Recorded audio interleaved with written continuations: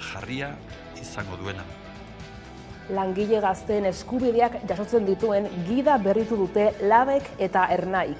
Lan erreformak ezarritako aldaketak bildu dituzte bertan, eta langile gazteek lan arloan dituzten eskubideak defendatu ahal izateko lehen urratsa horiek ezagutzea dela nabarmendu dute.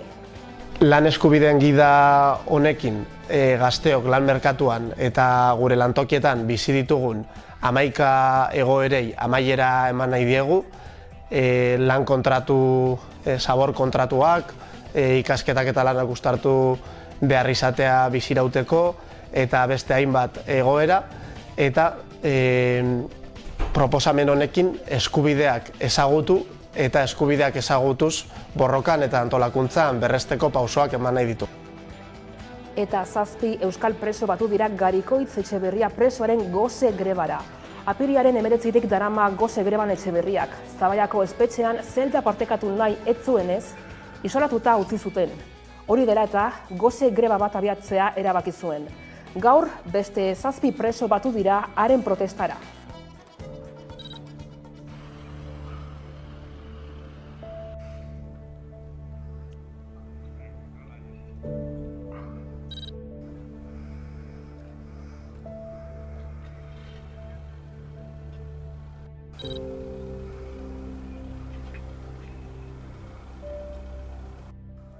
Uko egin nion bikoizteari eta ondorioz bakartze egoeran naukate ostiral iluntzetik. Hasieran patio grebaz salatu nahi izan nuen egoera, baina artean konponbide arrastorik ez dakusa danez, gose greba gehituko diot apirilak 19 asteazken goizetik aurrera bakartze egoeratik atera eta kideekin elkarnazaten eskatuz. Kuerdas film laburrak garaia izan da IKOF jaialdiaren 2. edizioan. Apirilaren 17tik 22 bitartean, Vital Fundazioak 30 film labur proiektatu ditu ofiziala sailean eta 14 eusko Araban. Programazioak lehentasuna eman die iraunkortasunean, genero berdintasunean eta aniztasunean oinarritutako gaiei. Urresolaren lanak desegitear dagoen emakume koral baten istorioa jasotzen du.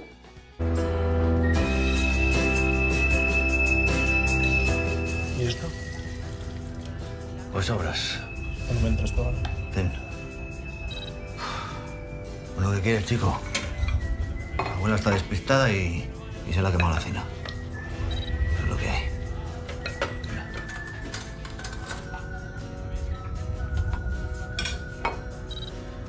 ¿Qué, mamá? ¿Qué te pasa? ¿Por qué estás despistada? La Concha y estas, que no sé qué le coño le andan metiendo en la cabeza. Están queriendo jugar a las revoluciones otra vez.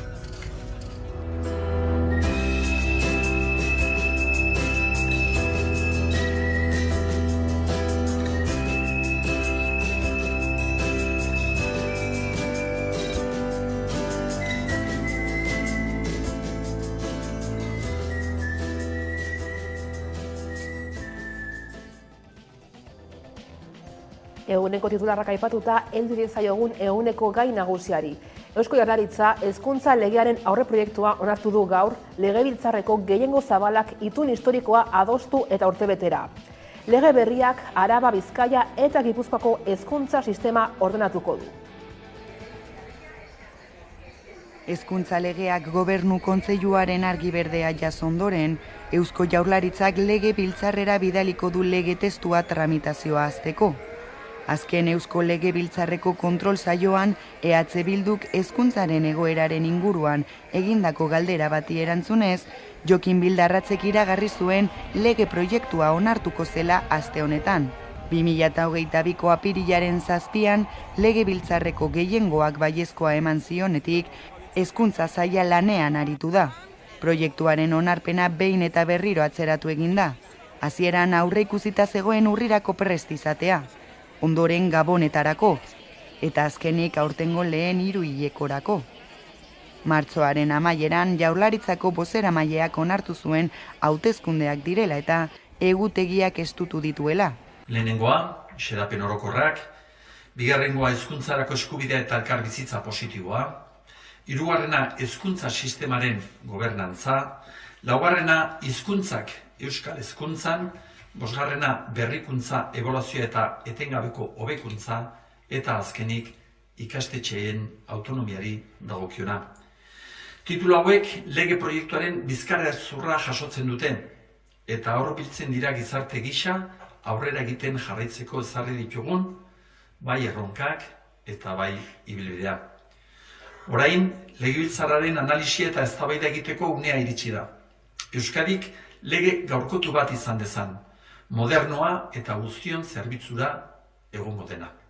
Sindikatuei dagokienez, labek azken asteotan hezkuntza sailarekin harremana izan du, eta azaldu duenez, hezkuntza langileen lan baldintzak hobetu dituen akordio baterako oinarriak jarri dira.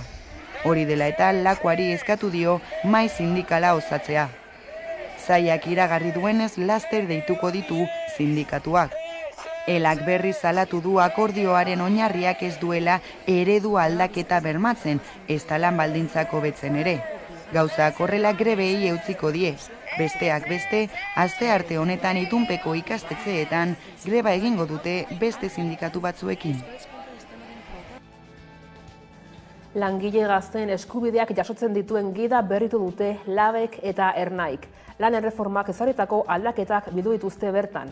Eta langile gazteek lan arloan dituzten eskubideak defendatu ahal izateko lehen urratsa horik ezagutzea dela nabarmendu dute.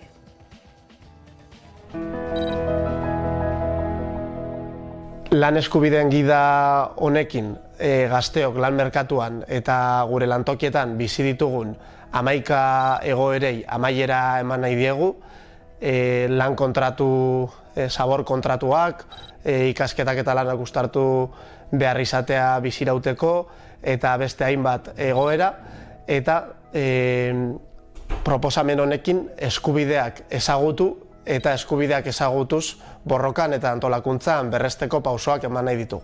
Eta zer topatuko duzue gidan? Gidak berrikuntza batzuk badakartza. Azken lan erreformak jaso dituen berrikuntzak jasotzen ditugu, baita ere atal berri bat, lehen aldiz, gaztelangile batek lehen aldiz kontratu bat eskuartean duenean arretan non jarri, eta zeintzuk diren bere eskubideak momentu horretan argituko diena, eta bestetik jarraitzen dugu beste hainbat atal garrantzitsuekin. Kontratu desberdinak, bekadunak, praktikaldia, kalderatuak zaretenean nola jokatu, eta bar jasotzen dituena. Gizarte ekimeneko ikastetxeetan greba eguna dute Araba, Bizkaia eta Gipuzkoan. Beharginek patronalaren immobilismoa salatzen dute, izan ere, sindikatuen esanetan negoziazioak blokeatuta daude, patronalek hala nahi dutelako.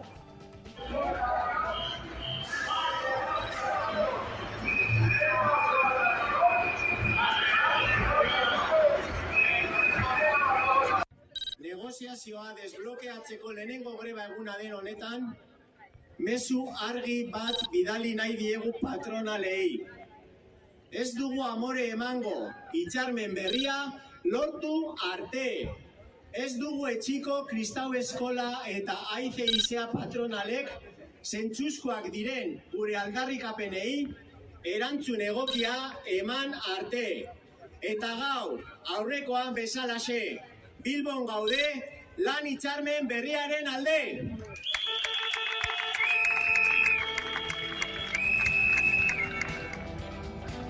Araba, Bizkaia eta Gipuzkoako herritarren 15,7 eta Nafarroako biztanleen 14,5 pobrezia edo bazterkeria arriskuan daude. Horrela baieztatu du Espainiako Estatistika Institutuak bizi baldintzei buruz egindako inkestak. Bestalde, inkestaren datuen arabera, hegoaldeko 10 herritarretik batek ezin izan zuen etxea berotu aurreko urtean. Hego Euskal Herriko herritarren 15,1 pobrezia edo bazterketa arriskuan daude Espainiako Estatistika Institutuak bizi baldintzei buruz egin duen inkestaren arabera. 2022an herritar pobreen egoerak pizka bat okerra egin zuen. Aipatzekoa da ia sanitu egin zela etxea temperatura egokian mantentzerik izan ez zutenen kopurua. Izan ere, gasaren eta argindar garesteen ondorioz, 2022 urtean ia marretik batek ez zuen hori egiterik izan.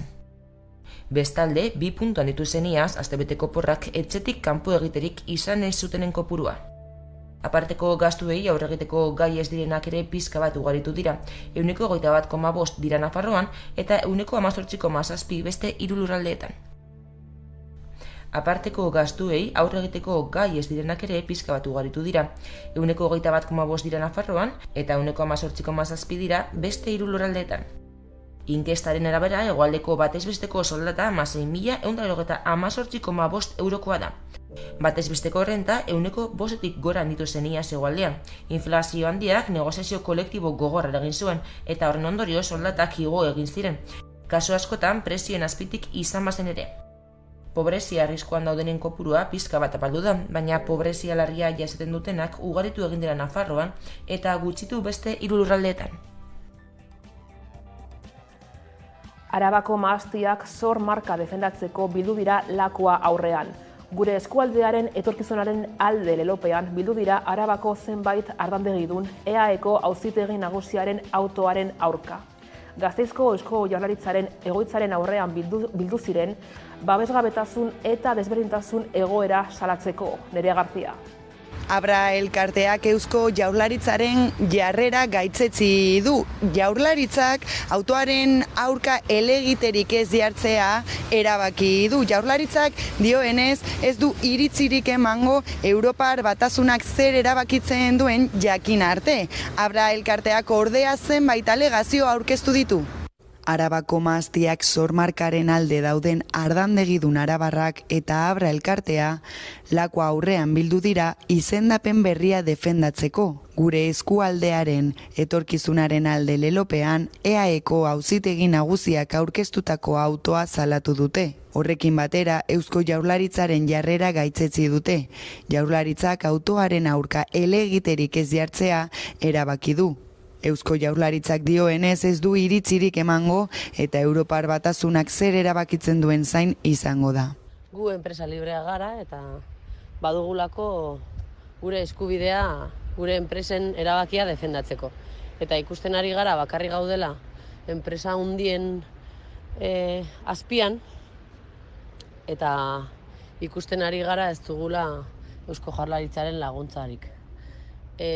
Triste gaude, baino ez etxita. Gogoa ditugu gure aldarrikapenak aurrera eramateko eta hurrengo pausoak izango dira epailearen erabakiaren zain egon eta epaileak segun ze erabaki hartzen duen gure errekursoaren aurrean hurrengo pausoak ematea. Abra elkarteak ordea zenbait alegazio aurkeztu ditu. Azaltzen duenez, zormarka bakoitzak gune geografiko desberdina du eta aurkeztutako txostenek ez dute zehazten zein diren Errioxako markak jasango dituen ondorioak edo kalteak. Abrak beraz autoa atzera botatzea eskatzen du alegazio hauekin. Horrekin batera elkartea Atzeintxo RG plataforman sinadurak biltzen ari da Arabako mahastiak zormarka defendatzeko. Eusko Jaurlaritzaren erabakiaren ostean elkarretaratzea egin dute Lakua aurrean eta ordezkariek aldarrikatu dutenez, zormarka propioa izateko eskubide osoa dute. Lehortea oso gogor jotzen ari da batez ere Nafarroan eta Araban. Azken 6 hilabeteetan batazbestekoa baino 140 euro gutxiago egin du eta laborarien kezka handitzen ari da udari begira. Datozen egunetan, eurik gehiago egiten ez badu, Iruñerriko zerealuztak kolokan geratuko dira eta herriberako batzuk galdutzat eman dituzte dagoeneko. Gobernuak nekazariei gomendatu die artoa ekilorearekin ordezkatzeko. Euskal Herrian une honetan hainbat klima ditugu, ezin da esan lehortea dagoenik Gipuzkoan eta Bizkaian. Igeldoko meteorologia behatokiak bere batez besteko historikoa baino euri gehiago jaso du. Egoera ordea erabat aldatzen da barnealdeko lurraldeetan, Araban eta Nafarroan. Lehortea oso gogor jotzen ari da, azken 6 hilabeteetan batez bestekoa baino 140 euri gutxiago egin du eta laborarien kezka handitzen ari da udari begira. Hori ala maiatzaren 4an lehortaren maila bilduko da Nafarroan. Ingurumen sailak balorazioa egingo duela aurreikusten da eta agian neurriren bat iragarriko du. Testu inguru honetan bi laborantza mota izango ditugu hizpide. Ureztatu gabe euriaz baliatzen diren nekazariak eta urtegiak baliatuz ureztatzen dutenak. Lehenengo kasuan euri gutxi egin duenez zenbait sorotako uztak galdutzat eman dituzte. Garai honetan, neguan landatutako zereala jasotzen dituzte, garagarra, garia edota oloa adibidez. Baina landare horiek hazteko ura beharrezkoa da eta orain neuririk ez badu egiten ez da alerik egingo. Une honetan ur eskasia medio landareak indargabe daude. Euren baratzak ureztatzen dituztenen kasuan urtegien arabera moldatu behar izaten dute. Urtegiak baina ohi baino ustuago daude. Nafarroan ur kopurua batez besteko baino 120 baxuagoa da. Aiotz urtegiaren kopuru baxua da esanguratsuena, izan ere betetzen maila ez da urtegi erdira iristen. Ildo horretan ureztatzen duten laborarien egoera zailtzen ari da. Bereziki kezkatuta daude Bardeako eta Herriberako lurretan. Aurre ikusten dute ur murrizketak egongo direla eta horrek bat egingo duela Artoa landatzeko garaiarekin, apiril amaieran edota maiatzean. Kontua da Artoak ura behar duela eta laborariek duda dute erein ala ez. Egoera horren aurrean Artoaren ordez ekilorea landatzea proposatu du Inti nekazaritza elikagaien teknologia eta azpiegituren Nafarroako institutuak. Ekiloreak Artoak baino ur gutxiago behar baitu.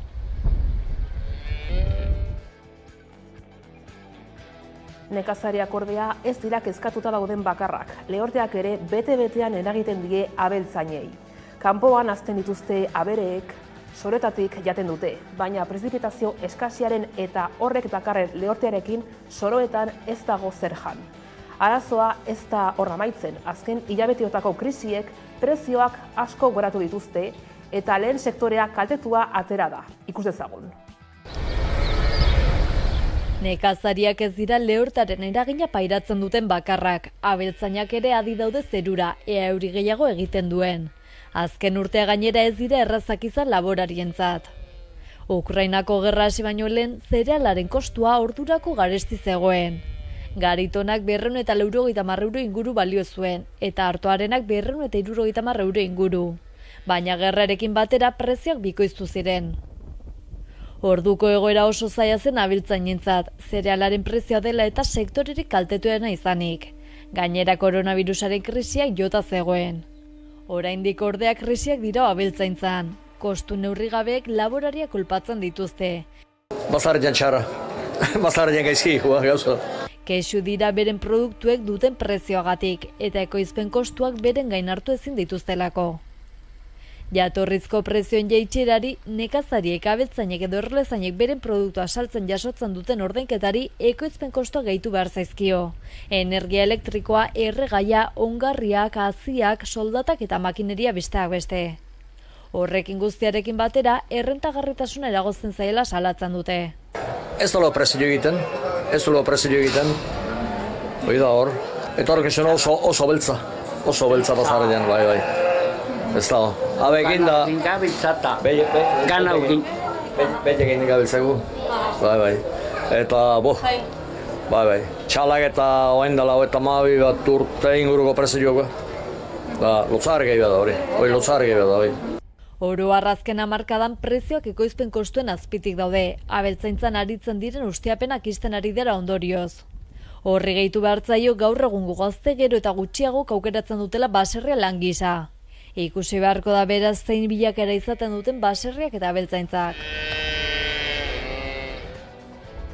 Etxarriaranazko Andramari ikastolak Sakarako mankomunitatearekin elkarlanean, Eman Arnasa gureari jardunaldia antolatu du 2023ko Nafarroa oinezen testu inguruan. Bertan, hezkuntza eta euskara uztartuko dira. Kike Amonarriz, Idurre Eskizabel edo Nora Salbotz adituek hartuko dute parte besteak beste.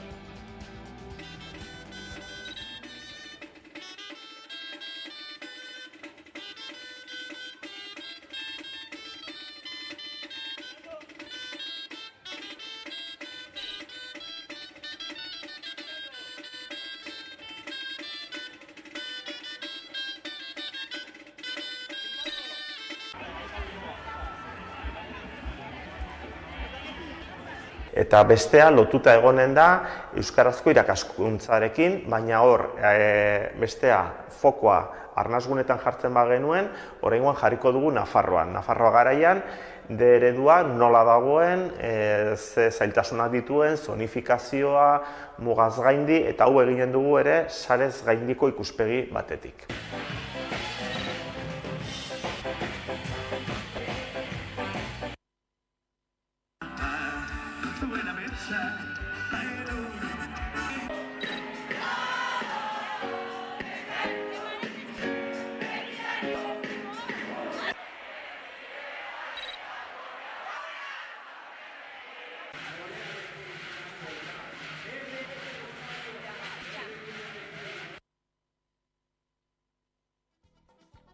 arau batzuk badaude, eta arau horiek gero moduta.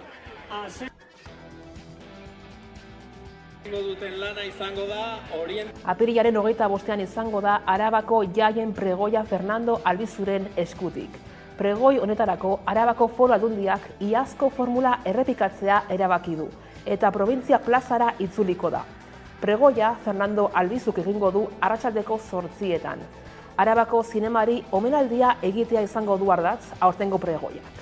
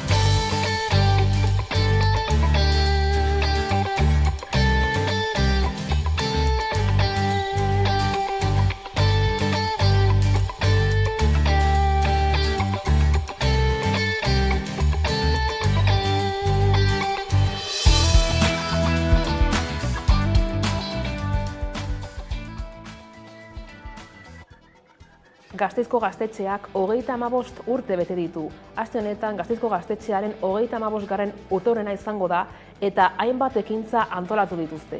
Egitarau zabal antolatu dute aste honetarako. Kontzertuak, lantegiak, mural margoketa kolektiboa eta bazkaria besteak beste. Era berean 100 urte bakarrik ezin da dinamikak ere parte hartu du. Nerea, konta iguzu. Astearte arratsaldean hasiko da egitaraua txalaparta elektroniko lantegi berriarekin. Aste azkenean berriz zuretzako mezua kontzertua eskainiko du arratsaldeko 7:00. Ostegunean 3 hitzordu berezi antolatu dituzte eta azkenik larunbatean egitarau zabala antolatu dute, bazkaria eta kontzertuak besteak beste.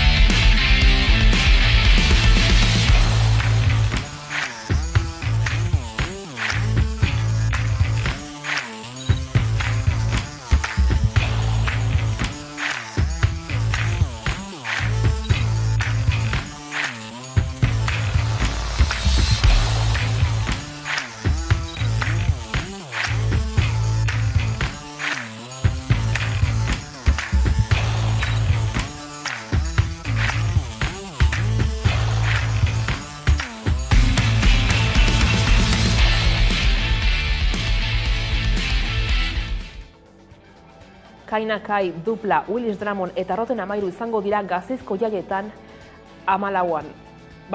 Hiriko gazteek Aiotz plazan izango diren taldeak aukeratu dituzte udalak Instagramen egindako inkesta baten bidez. Kontzertu guztiak gaueko 12etan izango dira. Abuztuaren 5ean Kainakai izango da. 6an Dupla, 7an Willis Drummond eta 8an Roten Amairu. Arro esan zuen utzi zuen euskadezena, zuen buztanak jaten, lortu du nahi zuena. Amaziarekin bidanean nago, hortago harri bitxia, egiozu kolpe, edo argi guztia, kenduko diote, ez pentsa bialez, egiozu kolpe, hartu eta egin kolpe. Ez dago argirik zuloan, soilik zaude zu. Pentxarrenetan, ondoan izango nauzu edenetan, larun batetan, tastelen goizetan, berdin maite zaituzte benetan. Gezur horrez gain, itotzen dute. Zapaldu gabeko lurraren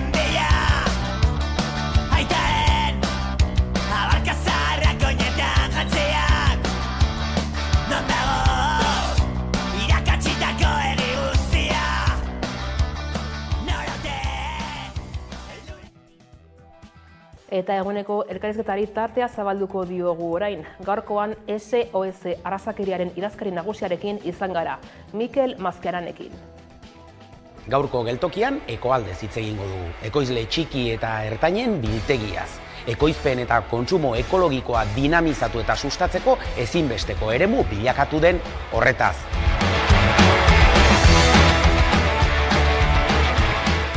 Noski, ekoalde ezagutuko dugu erreportaje baten bidez. Eta gainera zeresana duten solaskideak edukiko ditugu ekoaldez eta kontsumo ereduaz hitz egiteko. Beti bezala, errezeta goxo bat prestatuko dizuegu. Ongi etorri, denon topaleku den geltoki honetara.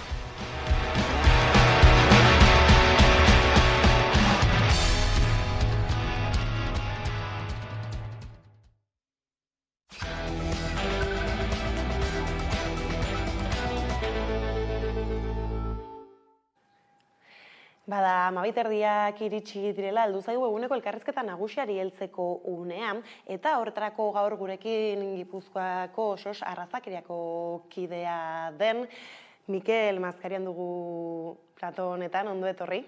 Bai, mila esker. Eta hasteko, tira ez, gaur immigrazio legez arituko gara bestak beste, baina orain gutxi zehar errefuxiatuekin elkartarekin batera izan harrera mentoretza proiektuaren 4. edizioa aurkeztu zu SOS arrazakeriatik. Ez dakinarentzat edo ezagutzen ez duenarentzat zer da kanpaina hau ez, edo zer beharri erantzuteko sortzen da? Bueno, proiektu hau mentoria edo mentoretza daramaten dugu aktibidade honekin ja 10 urte. Bai, zuzenduta errefuxiatuei, zuk esan dezun bezala, aktibidade honekin ja 3. 4. edizioa izango da. Ze lortu nahi dugu aktibitate honekin? Bueno, funtzionamentua da, harremanetan jartzen da, etorri berria ikasle mutiko neska bat, gazteak, zaitasunak dituztela lehenengo momentuan bere harremanak egiteko, bere kuadrilla egiteko eta bar, eta orduan hortarako jartzen da persona bat, joaten dela berarekin, aktibidade batzuk egitera, eta pizka-pizkanaka bere harremanak lortzen, bere harremanak eraikitzen. Eta laguntza hori ematen da mentorea. Hori da pizka bat helburua eta funtzionamentua. Ez gainera, oraingo honetan, migratzaile hori ireki zaio horretarako aukera ere, zer nolako, ez dakit, hormak topatzen dituzte, edo ze horma azpimarratu daitezke gehien bat, ez dakit, iritsi, ez dakit asilo askatzeko izan batetik eta kalean bestetik. Bai, hori da, hemengo neska mutil bat konparatuz desberdintasun handiena. Haiek atzerritarrak dira, hori nahi du, esan gainean daukate atzerritartasun legea. Orduan, bai, bere harremanak, bere bizi normala eraikitzeko eta egiteko beti izango dute oztopo bat, eta da atzerritartasun legea. Ze modutan, ze eraginak edo, nola ekartzen ditu hor bere ondorioak, modu askotako. Ezin dute familian bizi kontuan hartuta, bere familia bere herrialdean dago, eta oso komplikatua da, ekarri zure familia, zure herrialdetik, zurekin bizitzeko. Orduan, etortzen dira ja, ez dakit, 14 o 15 urtekin, imaginatu dezagun. Ez dute bere ama aitari ikusi, ez dakit zenbat urte bitartean, oztopo hori dagolako. Ja, kriston motxila ekartzen dute bere herrialdetik, eta hori ere kontuan hartu beharko da hemen daudenean bere bizi soziala eta bere ikasketak eta hori dena osatzeko. Gero hor gainera askotan salatzen da administrazioak jartzen dituen trabak. Hor, azken urtetan aldaketarik eman da edo datuek bere horretan antzera jarritzute sailtasunei dagokienez? Beti izan da zailtasun bat atzerritartasun legea, hori beti danik. Beste gauza bada atzerritartasun legea gero erreformak edo aldaketak normalean, eta egia zanik ja urte batzu gehiegi segurazki eramaten dut asunto honetan, beti ikusi ditut aldaketak gero eta okerrago. Egia da, junzan urtean, udan, azken aldaketa, bueno, hor daukagu gauza batzuk onak, beste batzuk txarrak, baina, orokorki edo orokorrean begiratuta atzerritartasun legea da kriston zailtasun bat atzerritar bati, zeren onera etorri beharko da baimen batekin. Baimen hori lortzeko oso komplikatua da, eta orduan horren ondorioa da irregulartasuna. Eta irregulartasuna, dauka noski handicap edo, gako bat, eta da, ezen batu, 3-4 urte egon beharko zara hemen, irregularra lortu arte baimen bat, eta irregulartasun horren egoeran, gero gertatzen dela, ikusten ditugun askotan lanean ze kondiziotan dauden irregularrak, seme alabak, nola ze aukerak, ze zailtasunak dituzte irregularrak daudenean, eta bar. Baiz, eta joera horrek, ez esan duzu, askenean ez aldaketa batzuk agian argi apur bat eman dezaketela, baina orokorrean ez gogorragoak direla aldaketak etorkinei begira, ez da ikusten dugu ez Espainiar estatuan ematen dena bakarrik, baizik eta Europako joera nagusia ere, badam, zergaitik ez gogortze horrek gaur egun? Bai, ikusten dugu ze politika ari da eramaten bai Europar Batasunean, bai herrialde edo estatu konkretu batzuk, ez? Eta diskursoa, bai, egia da, gaur egun daukagun panorama hori nahiko kaskarra.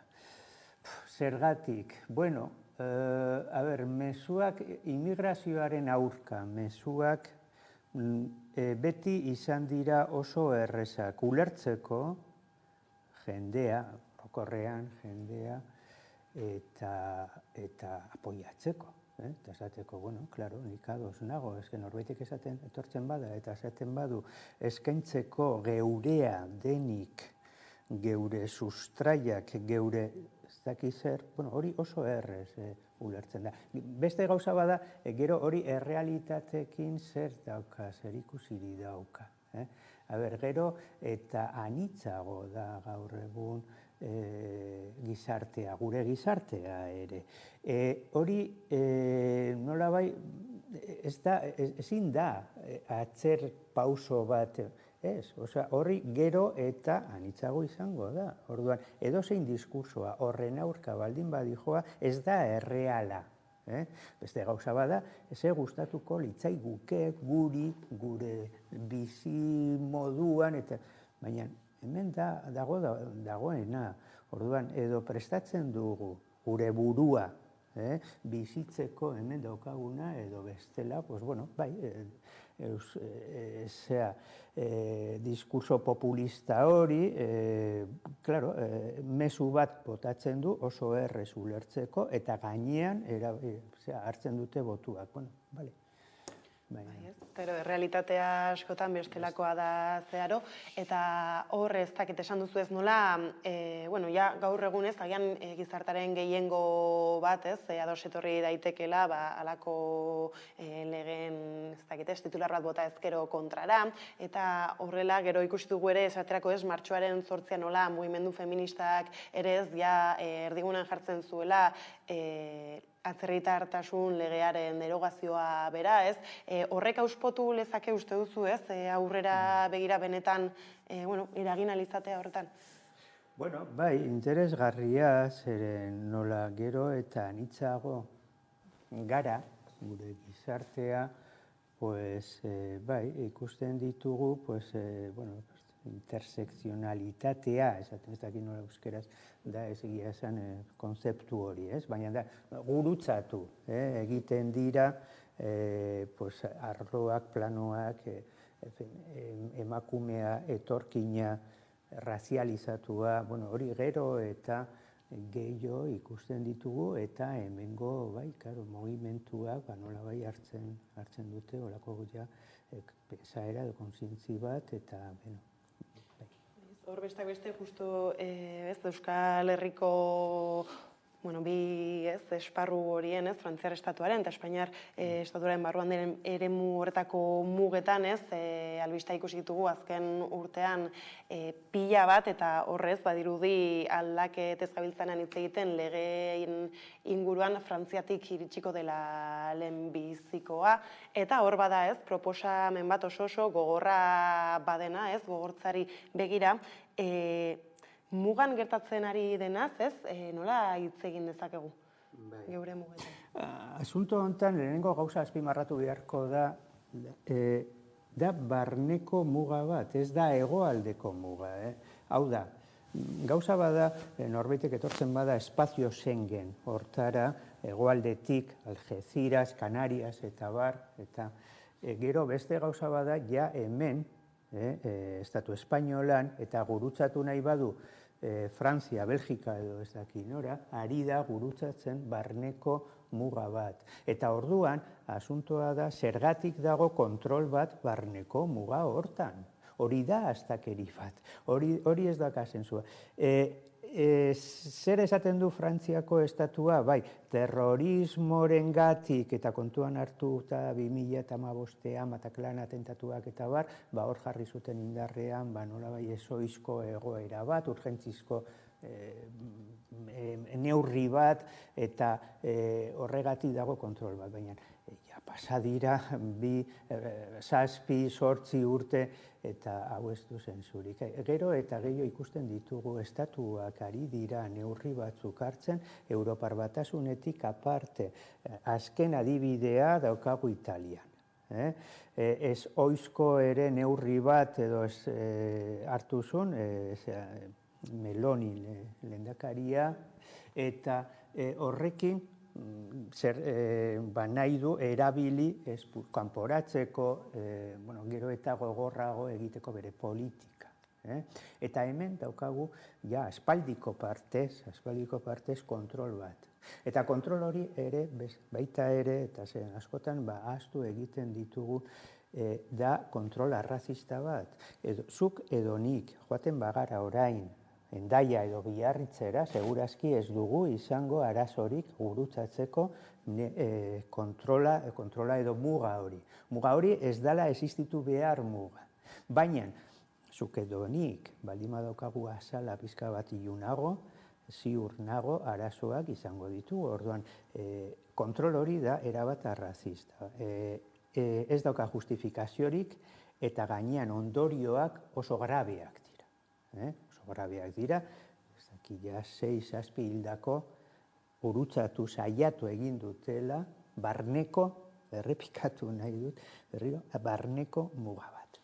Izan Euskal Herria bera da, pasabide eta harrera herria ez, bera horrek egiten duena da ez, muga hauek jarraitza, gainera, esan duzu ez, eskusa bat bestean atzetik ari dira lotzen muga hori zarratuta mantentzeko. Momenturen batean, esana zuten ez, ireki egingo zutela, ala ere, kontrol polizial handiago batekin ez, beraz, naiz eta, honek egin du, etorkinak pasatu gure badira ez, beste bide batzuk, beste toki batzuk bilatzea, eta horren, arriskuak handitzea, nolabait laburbiltzearren, baina irekitzen badira ere ez du esan nahi, arriskua ez denik, kendu egiten denik. Ez naiz oso optimista horrekin, bai esan zuen gobernua iriki egingo zula bain dela.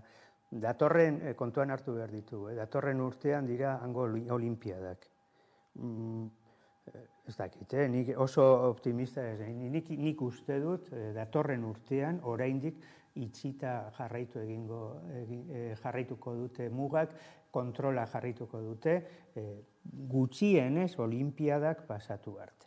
baina, ez dakit, zokat informaziorik. Bai, ez, bainera aipatu dugu ez, nola Frantziako erreforma bera, ez, atzerritartasun legearenaren proiektua, edo behintzat asmo nagusiak aurkeztu dituzten dagoeneko, ez, hor sartzen dira nola jartzen zuten, ez, tentsio edo lan esparru tentsio dunetarako agian, ez, horretarako, bertan lan egiteko, esplotazioarekin agian izan dezake zer ikusi handia, ez, hor baimenak emango dituztela, hala ere, oraindik eta gogorrago izango dela jarraipena, ez, etorkinen gainekoa, eta nahi dutena dela, ez, baten bate modu irregularrean baldin bada, alik eta harinen alde egitea estatutik, ez, nola, baloratu daitezke halako adierazpenak? Bai, orain Frantzian ari dira eztabaidatzen, hau, Inglaterra ikusten ari gara zen neurriak ari dira hartzen, Ugandara, asilo eskatzailei Ugandara kanporatuz, erokeri bat. Bai, gero eta, zorrotzago, baina ze hausnarketa egingo genuke, errealitatearen aurka dijoa, nahi dute esan, irregularrak daude leku guztietan, migrazioi flujoak, badute bere logika naiz eta irregularrak izan, haunek uste dut ere importantea da. Jendea zergatik mugitzen da bere etxetik eta onera etortzen da, hobetzeko alde egiten gerra edo ez dakize arazoan dauden bere herrialdetan eta bar. Baina hemen egoera ez bada ere oso ona, ez dira mugitzen. Krisi garaian jaitsi egin dute flujoak, naiz eta irregularrak izan, hori zen nahi du esan bere logika, barneko logika ere badituztela. Eta orduan, atzerritartasun legea aldaketak, Frontex, ez dakize kontrolak eta bar, hori beraz balio dute zerbaitetarako kontrolatzeko flujoak edo flujoak haiek ere ja kontrolatzen dira. Nik uste dut hau ere importantea da. Eta orduan hala baldin bada zergatik ez dugu egiten nolabai errealismo ikerketa bat. Errealismo ikerketa bat. Zer nahi du esan hori? Onartu egin behar da. Flujoak ez direla erregularrak. Bai, nahi gustatuko litzaidake ere, noski, regularrak izan, baina daukagu atzerritartasun lege bat, Europar Batasunetik ari dira neurri batzuk, hori dena, horren ondorioa da irregulartasuna. Onartu dezagun irregulartasun hori eta eman dezagun irteera bat. Mediterranean zer ari da gertatzen. Onartu dezagun zer ari da gertatzen eta jar dezagun bide seguru bat. Ruta humanitaria ari da ez, holako neurriak. Zeren bestela, gero eta gehiago ari gara hormaren aurka jotzen. Bai, ez da, gainera larria da oso egoera, oso bortitzak gertatzen dira, ez? Eta, Espainiar mailan ikusi genuen, ez? Miliako gertakaria eta barra, baina ere, alakoek ez dute balio agenda politikoaren erdian kokatzeko. Ez, agenda politikoa dauka, nolabai, neurri batzuk direla ezagunak, eta ez dago nolabai ausarta bat, neurri ausarta bat, neurri original bat, neurri esaten. Zer ari da gertatzen hemen? Zergatik ez dugu beste neurri batzuk, adibide bat, jarriko dizut, hau esplikatzeko. Kartzeletan, orain dela urte batzuk, martxan jarri izan, jeringiak aldatzeko programa bat. Jeringiak aldatzeko, zeren jeringila, sida eta hor esan oso larria egoera, SIDA, VIH-rekin, infekzioaren, eta bar. Bale, martxan jarri olako programa bat, nahi du esan, onartu beharko da kartzela barruan dagola heroinarik edo drogarik. Baina, zer da importanteago? Hori onartu edo jendea hil VIH-rekin. Bueno, pues, gutxi gora bera, hemen, olako hausnarketa edo ikerketa bat egin beharko du. Zer da hobeto?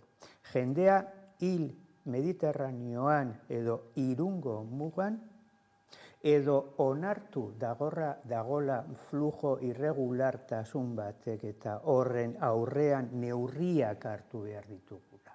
Bueno, pues, olako proposamen bat ez dugu ikusiko agenda politikan. Agenda politikan nondik dijoa, dakigun ja neurriak onartzen eta horren neurri horiek ez dira errealak. Bai ez, beraz lehenengo pausua esan duzun bezala ez onartze batetik hasi beharko litzateke eta ikusita ez, horixe ez dela nahi eman ez nola eragin horretarako. Karo, bai, hori da, bai. Neurri, segurtasun neurriak. Baimenak, ez dakizen baimenak eskatzeko neurriak eta gero eta oztopo gehiago jartzeko atzerritarrei horrekin ze lortzen da. Eta gainean, kontraesan bat, nire ustez, nahiko importantea dago bai Europa mailan bai hemen estatu espainolan. Zeren alde batetik, apostua da segurtasun neurriak, baina gero kezkatuta gaude denak kontu zeren gero eta zarrago da gure gizartea, ezin da ziurtatu hemendik ez dakizen bat urtetara pensioak kriston arazo bat sortuko dira. Bueno, pues orduan edo batek edo bestea. Ezin da bi diskurso hauek batera mailan gainean jarri.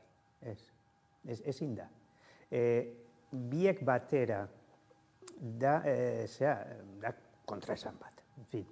Eta hau nik uste du bada ordua Europar Batasunean eseritzeko eta esateko ja serioz, bueno, hau ezin da. Bai ez, eta gero honetaz aparte apurrat gehiago gizartean jarrita fokua lehen apurrat hasieran hitz egin dugu, sosarrazakeriaketik beste hainbat elkarte eta plataformarekin batera ez hainbat mobilizazio eta ekimen ezberdin egin izan ditu. Eta gero ari gara ikusten nola azken datuek izan gorroto delituekin lotutakoak eta antzekoak beti, ez, portzentairik handiena badagoela lotuta xenofobiarekin edo arrazakeriarekin, ez? Eta horrari dazko hitz egiten eskuin muturreko ideien edo joeren igotze bat eta ez beraz aurrera bira etorkizunera begira, ez? Batetik arlo legislatiboa edo azaldu duzun bezala izan da eta ez kaleko egoera beste hau izan da, panorama aurrera ikusi dezakeguna ere ez da batere xamurra. Bai, eskuin muturreko alderdiak eta diskursoa bai, jartzen du hor edo uzten du egoera klima bat, ez? Klima bat. Eta klima hori aprobetxatu egiten da delitu batzuk, bai? Eta hor daukagu gorroto delituak. Baina ez dugu, ez da beharrezkoa kode penalera joan. Diskriminazioa badago ere, diskriminazio mota bat, eta da nolabai eguneroko diskriminazioa.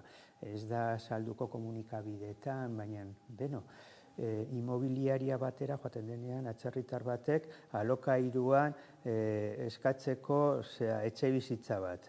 Denak dakigu atzerritarrek daukate kriston zailtasunak lortzeko, hori da diskriminazioa eta hori da eguneroko diskriminazioa, bai lanean, bai beste zerbitzuekin.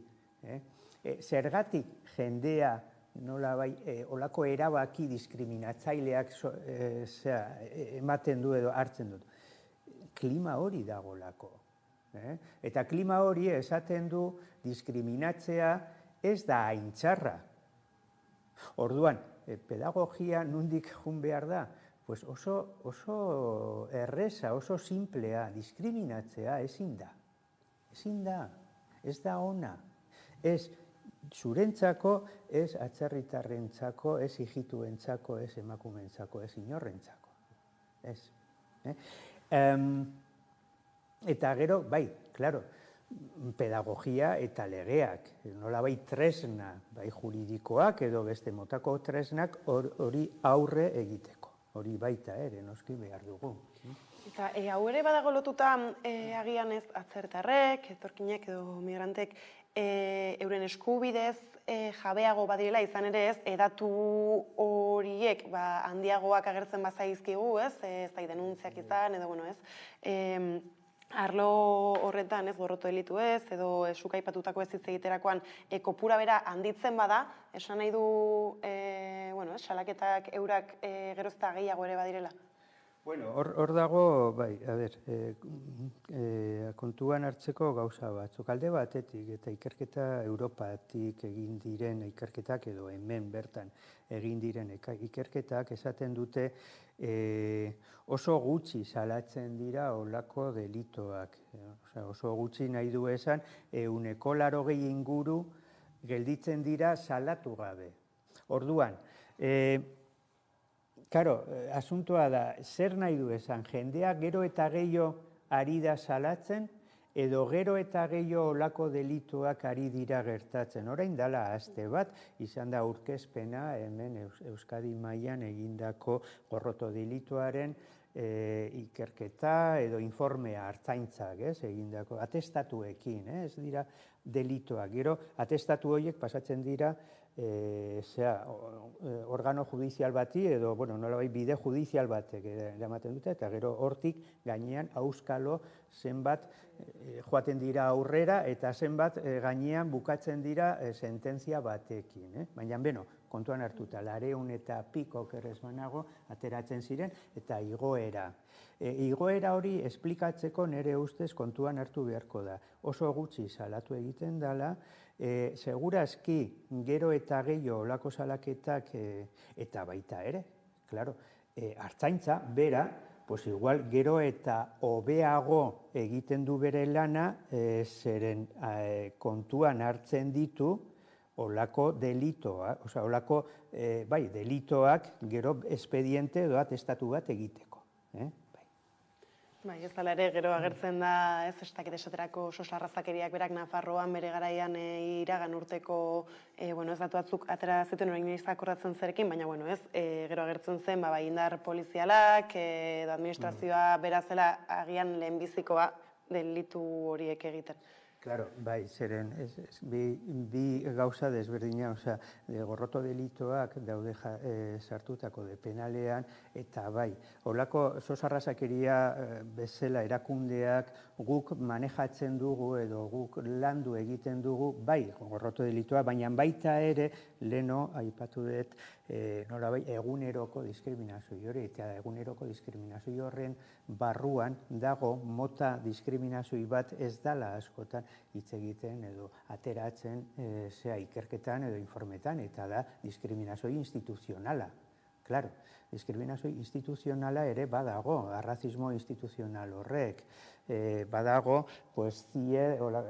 detentzio zentrotan, nazionalitateko zenbat aldiz ikusi ditugu tramitetan eskatu dutela edo epeak luzatu egin dute, eta hor dago beste arlo edo beste mota diskriminazioak guk hartzen ditugu gure txostenean. Ez hor kuriosoa da ere agian ez dakitez, EAE mailan nola gertatzen den adibidez organo bezala, arartekoak berak ez alakoak jaso, gomendioak egin, eta gero ez nola salatzen den erakunden artean ez dagoela elkarlanik edo eta alako gomendorik kasorik ere ez dagoela egiten ez, ziurrenik hitz egiten gabiltzan egustenekin lotutako aferetan ere alakoak gertatuko dira. Bai. A ber, hemen segurazki dago oraindik pendiente lan bat arlo guztietan. Polizia arloan baita ere, epailak edo juzgadotan edo arlo juridiko hori askotan, esaten dugu, poliziak kontuan hartu behar dute diskriminazioa eta gero zuk eramaten duzu gauza bat juzgado batera eta topatzen zara askotan sorpresakin. Nahi dut esan, formakuntza mentale, kontzientziatu beharko dira nolabai jokuan dauden aginte guztiak. Bai polizia, bai erakundeak, administrazioak, arlo juridiko hori denak oraindik daukagu lan bat egiteko, bide bat oraindik egiteko. Askotan jartzen da adibide bat, nire ustez bai balio du olako esplikatzeko, nola dago asuntoa, eta da matxismoa, eta ze pausoak eman dira lege bat onartu zen, juzgado bat jarri ziren martxan, gero eta sala. Eta horrela iritsi gara albistegiaren bukarara, besterik ez gure aldetik, horiek izan dira gaur eguerdiak gurean gaur utzi dituenak. Gogoratu guztiak eta gehiago nahi duzuen aldiro 11.eus atarian daudela eskuragarri. Gero arte.